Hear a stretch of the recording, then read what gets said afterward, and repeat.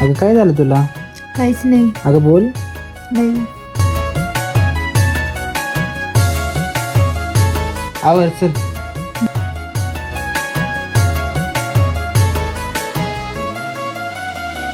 कुठं चालली हो बाई? मी चालले बाई माझ्या माहेरा.